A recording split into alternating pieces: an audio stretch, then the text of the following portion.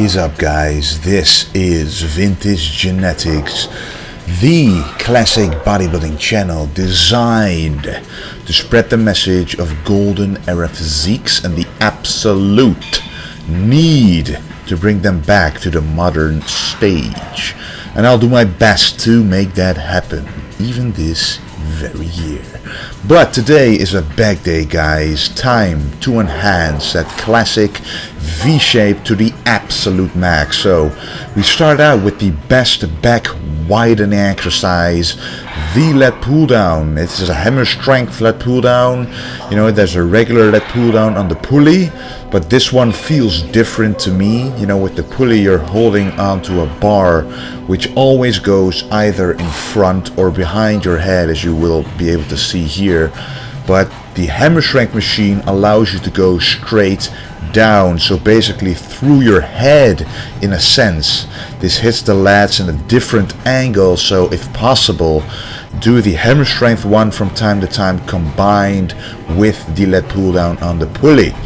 And that is actually the exercise you're seeing right here, using a very wide grip and a hammer type grip, something different from the usual. Combining two Lat Pulldowns to me is always very beneficial because you hit all the angles you can to get your V-shape as predominant and complete as possible.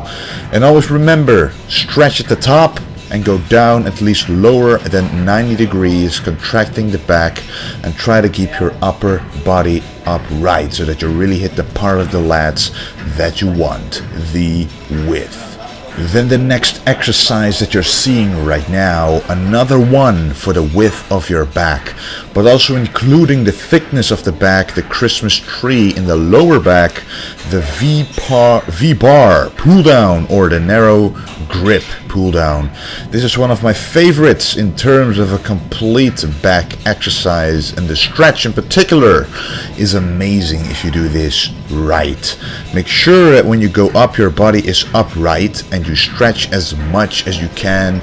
Really feel those lats pull apart from your body. Really, you know, mind muscle connection in those lats, guys. Feel those lats attaching to your body. It should be easier to use them from the stretch position to move the weight down again and squeeze the lats and lower back as you do. Very good to achieve a great pump.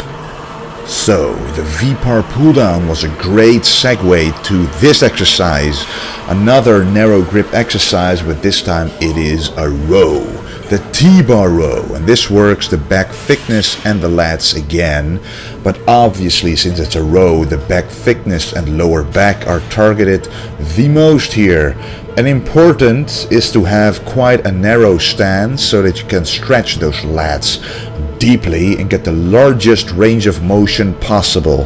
And this is why I like using smaller plates as well, so I can contract my back deeper and stronger. At the top, the larger plates would get in the way. And as you can see, the V shape is coming along, but you have to do the exercises right. So on the TBar Row, go all the way down and all the way up, and try to keep your back arched or at least straight to prevent injuries. And now we are moving to an even more dominant back thickness exercise, the medium grip underhand Smith machine bent over row. And in my opinion, doing it this exact way, there is no other exercise that can beat the contraction you achieve in the lower back. I literally can't walk after a few good sets of this. It almost feels like I'm wearing a backpack attached to my lower back, and that's what we want, guys. An incredible pump to deliver nutrients to the muscle so that when we destroy the muscle, we immediately feed the muscle with fresh, nutrient-rich blood to aid recovery. You know, the pump is the cure. As if we haven't done enough to the lower back, we finish it off with hyperextensions.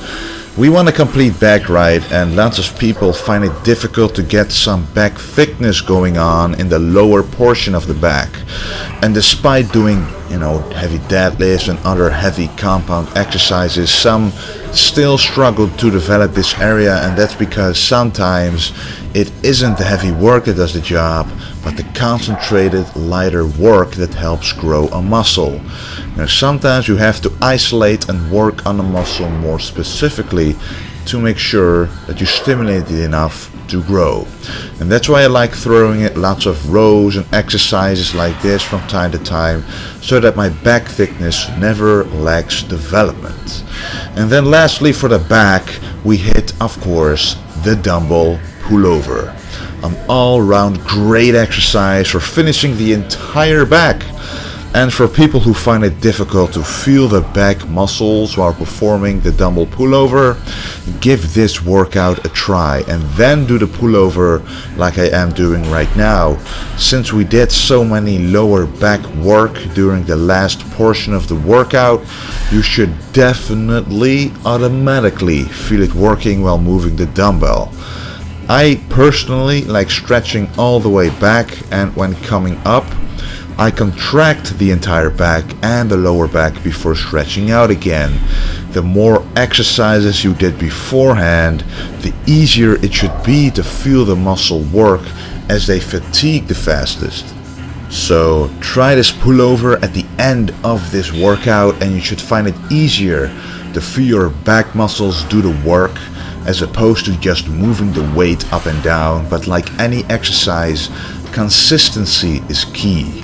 Over time you will master it, no matter how hard it seems at the start, and this definitely is an exercise that is worth it.